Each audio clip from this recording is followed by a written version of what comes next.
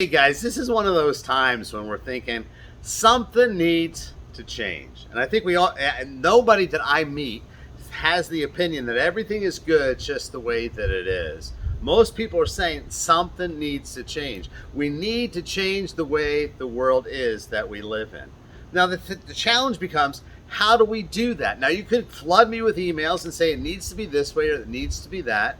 And currently, the way that we try to change things, and I'm not saying they're bad. Well, maybe it's politics, or maybe it's the courts, or maybe it's protests, or maybe you might even think social media is going to help. And I'm not here to dismiss any of those things. And in their place, maybe they do have a place.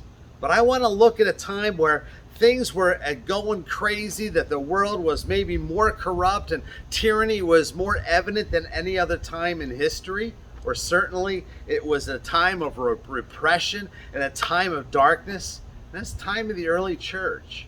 And the early church made a difference, and the early church began to, as the word says in Acts chapter 17, they began to turn the world upside down. How did they do that? How did they begin to go against the tide of history and politics and government? Well, it wasn't by trying to overthrow the government. It wasn't by trying to gain traction in elections.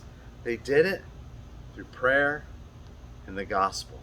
In fact, the disciples had no opportunity to change the world through culture or politics, yet they turned the world upside down through prayer and the gospel. Something for us to think about.